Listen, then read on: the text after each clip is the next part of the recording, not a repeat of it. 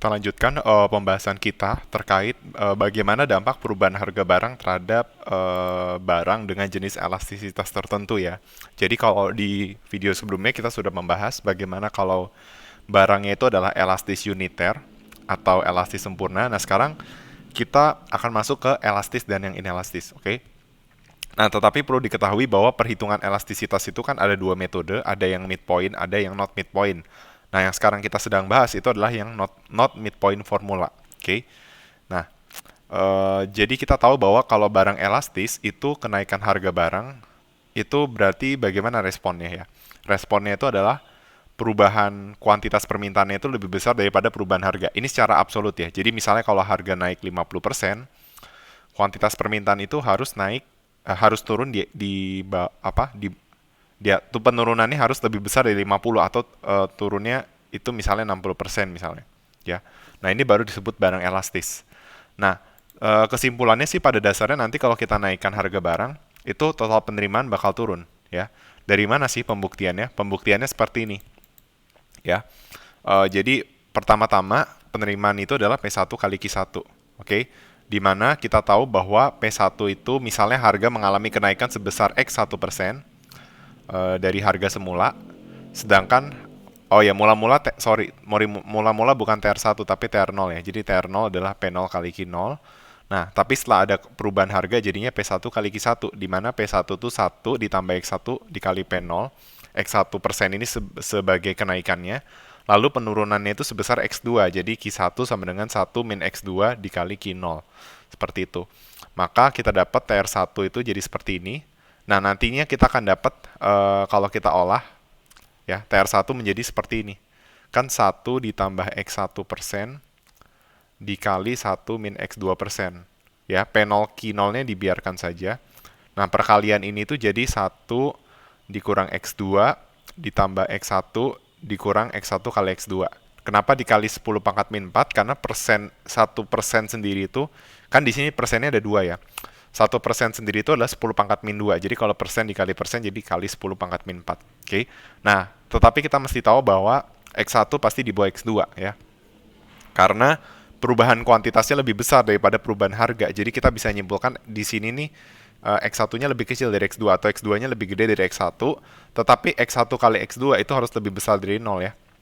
Seperti itu. Karena kan perubahannya itu kan perubahannya sama-sama, jadi ini kan positif negatif ya. Jadi perubahannya dibikin absolut, makanya dia harus lebih besar dari 0. Nah, lalu kalau X1 dikurang X2 berarti kurang dari 0. Kenapa? Karena kan X1 kurang dari X2 ya. Misalnya 3 kurang dari 4, berarti 3 kurang 4 itu pasti di bawah 0 ya. Jadi dari situlah kita bisa menyimpulkan bahwa nilai ini min X1 X2 kali 10 pangkat min 4 itu pasti kurang dari 0. Kenapa? Karena X1 X2 X1 kali X2 aja lebih dari 0. Berarti negatif X1 kali X2 itu pasti jadinya kurang dari 0. Termasuk kalau dikali 10 pangkat min 4. Berarti kita bisa tarik kesimpulan bahwa ini nih ya, sekarang bukan cuma X1 kali X2 kali 10 pangkat min 4 aja yang kurang dari 0, tapi ini pun juga kurang dari 0 ya. Karena tadi kita tahu bahwa X1 kurang dari X2 kurang dari 0, lalu min X1 kali X2 kali 10 pangkat min 4 juga kurang dari 0 ya. Sesuatu yang nilainya kurang dari 0 dikurangi sesuatu yang kurangnya dari 0 pasti hasilnya juga kurang dari 0. Sehingga kalau sesuatu yang kita jumlahkan itu kurang dari 0, maka kalau ditambahkan 1 pasti hasilnya kurang dari 1. Dengan demikian intinya tuh sebenarnya kita bisa bilang bahwa ini tuh pasti kurang dari 1 gitu loh. Jadi intinya TR1 tuh bisa kita sebut misalnya V dikali P0 Q0. Nah, nilai V ini udah pasti di bawah 1 gitu. Sehingga kita bisa menyimpulkan intinya ya, TR1 itu lebih kecil dari TR0 atau TR0 itu lebih besar dari TR1 ya. Intinya adalah penurunan harga barang sebesar X1%. Kalau tadi kan kenaikan ya, berarti kalau harga barang naik, maka total revenue itu turun. Berarti kesimpulan yang berbeda adalah kalau seandainya harga barangnya itu justru mengalami penurunan, total revenue-nya itu malah naik ya. Kita balik aja analisisnya. Oke. Jadi itu kesimpulannya yang elastis sudah pasti kenaikan harga barang itu total penerimaannya turun. Lalu kalau penurunan harga barang itu total revenue-nya naik ya. Nah, tapi kalau inelastis itu intinya kenaikan harga barang itu akan menyebabkan total penerimaan naik.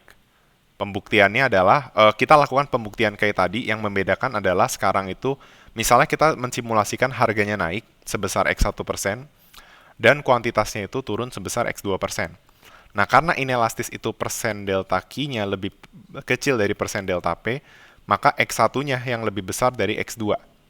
Oke. Persen delta P-nya yang lebih gede dari persen delta Q. Karena kan X1 mewakili persen delta P, X2 mewakili persen delta Q. Lalu X1 kali X2-nya lebih dari 0, berarti kalau X1 lebih besar dari X2, X1 kurang X2 itu lebih dari 0, sehingga min X1 kali X2 kali 10 pangkat min 4 itu kurang dari 0. Lakukan hal yang kayak tadi, intinya terbukti bahwa TR1 itu lebih besar dari TR0. Jadi terbukti bahwa meningkatkan harga pada barang inelastis itu akan meningkatkan total revenue. Seperti itu. Nah, cuma di sini kita belum bisa membuktikan apakah betul bahwa nilai-nilai ini ya, nilai ini tuh pasti dia itu nggak negatif ya. Kalau seandainya nilainya negatif, berarti dia tidak terpenuhi, sehingga bisa kita simpulkan bahwa pada saat barang inelastis bisa saja ya menaikkan harga itu tidak menaikkan total revenue, tapi kemungkinannya sangat kecil seperti itu. Nah, kalau inelastis sempurna tuh gampang ya. Intinya adalah kuantitas itu tetap tidak berubah ketika harga itu mengalami kenaikan. Sehingga pada barang inelastis sempurna kita bikin aja nih X2-nya itu jadi 0. Seperti itu. Ya, jadi 1 min X1. Nantinya kita buktikan bahwa intinya tuh pada saat inelastis sempurna, ini udah ada kesimpulannya ya. Tadi ya kalau inelastis sempurna, kan logikanya kalau naikin harga kuantitas nggak berubah, berarti kan misalnya P kali Q ya. Tadinya harganya 5, terus kuantitasnya 10. Nah, bagaimana kalau kuantitinya naik jadi 11? Gimana kalau seandainya, harganya kita naikin jadi 6. Kuantiti kan nggak berubah ya. Nah, berarti kan TR naik ya. Jadi berarti kita bisa menyimpulkan benar kalau inelastis sempurna, kenaikan harga itu akan menaikkan TR, menurunkan harga itu TR-nya pasti turun. Kalau inelastis, saat P naik, umumnya TR itu naik, tapi bisa saja turun saat tertentu, dan ini kemungkinannya kecil banget. Tapi kita udah buktikan saat P-nya turun, TR-nya tadi pasti turun.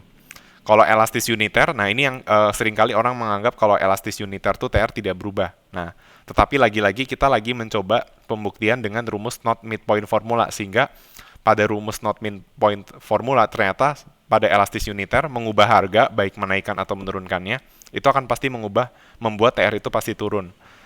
Ini sudah di video sebelumnya ya. Lalu kalau elastis, TR pasti turun saat harga naik.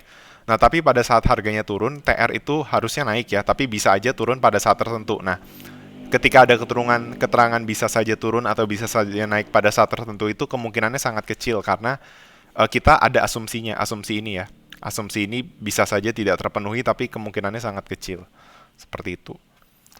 Lalu kalau elastis sempurna, saat menaikkan harga, udah pasti TR-nya turun ya, menjadi 0, karena dia akan kehilangan semua kuantitas permintaan. Tapi kalau menurunkan harga, secara definisi itu dia ketika pada barang elastis sempurna ya, ketika harga turun, kuantitas itu jadi tahingga. Makanya TR pasti naik menjadi tidak terdefinisikan secara teoritis. Oke.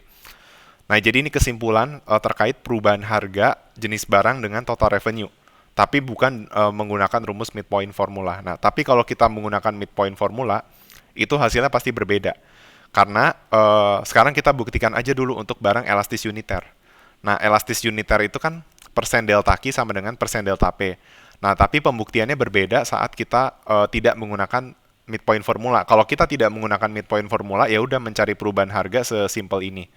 Tapi kalau di midpoint formula, mencari perubahan harga itu ada perbedaan. Perbedaannya terletak pada basisnya ya. Jadi kalau bukan midpoint formula, persen delta Q itu Q2 kurang Q1 dibagi Q1 gitu ya. Nah, sekarang kalau midpoint formula, ini bukan bagi Q1, tapi Q1 ditambah Q2 bagi 2. Ya, begitu pula juga dengan harga.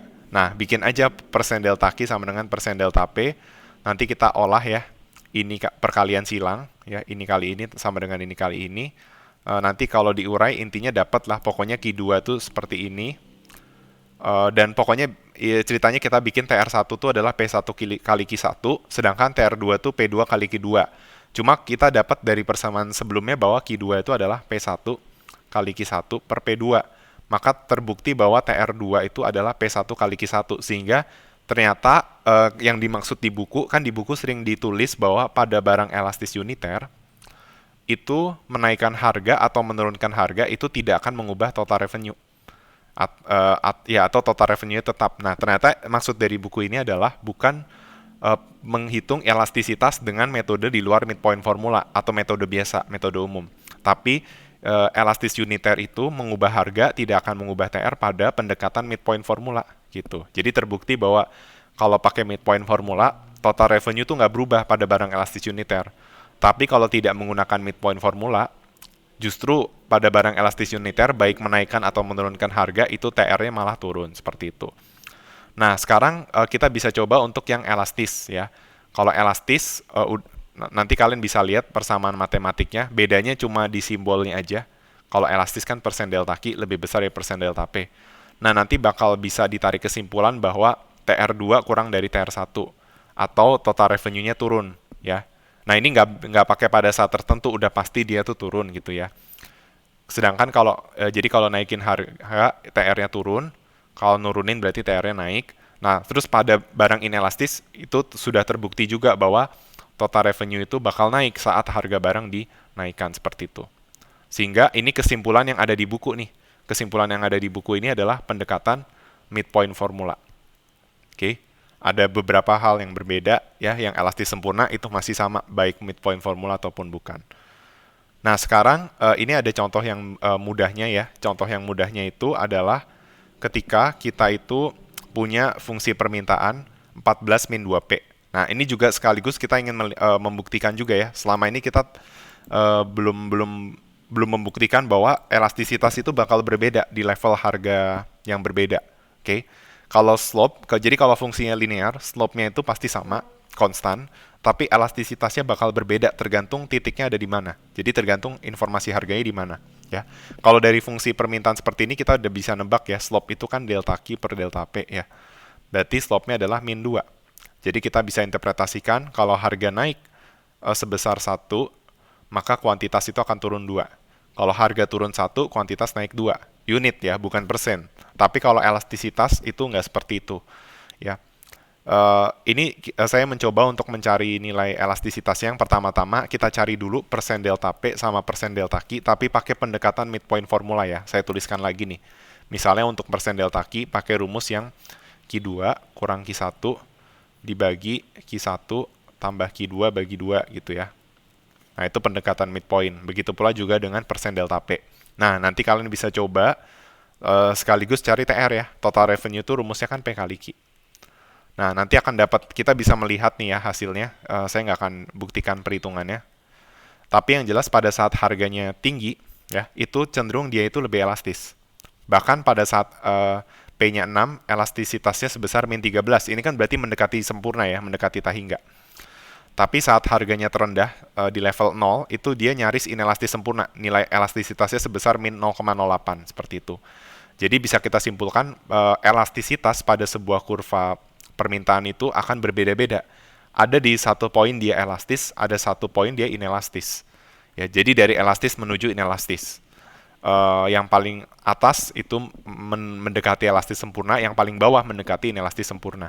Oke. Dan ada kaitannya juga dengan total revenue, ya. Kita bisa lihat bahwa misalnya kita lihat pada saat elastis harga itu naik, misalnya dari 4 ke 5, 5 ke 6, 6 ke 7. Nah, itu kan daerah elastis semua ya. Dari 4 sampai 7 ini elastis semua. Kita bisa lihat bahwa ketika harga naik, TR itu turun. Oke. Nah, berarti terbukti bahwa tadi pakai pendekatan midpoint formula bahwa menaikkan harga akan menurunkan TR. Nah, coba pada saat elastis uniter, itu kita bisa melihat ya ketika harganya naik itu TR-nya tetap sama ya. Tetapi nah ini kebetulan pada saat harganya turun TR-nya turun. Nah, tapi karena ini juga udah dipengaruhi oleh dia itu udah mulai daerah inelastis ya. Jadi pada saat daerah inelastis justru menurunkan harga itu menurunkan total revenue, tapi menaikkan harga itu akan meningkatkan TR. Jadi itu adalah kesimpulan yang bisa diambil ya. Barang cenderung lebih elastis ketika harga barang semakin tinggi, begitu pula sebaliknya ceteris paribus, dan konsumen itu cenderung lebih responsif untuk mencari barang substitusi ketika elastis itu ya. Kan ketika harga barang tinggi, yaitu konsumen akan berusaha untuk cari barang substitusi, dan ada berbagai faktor yang mempengaruhi kenapa elastisitas itu akan berbeda-beda di tiap titik. Oke.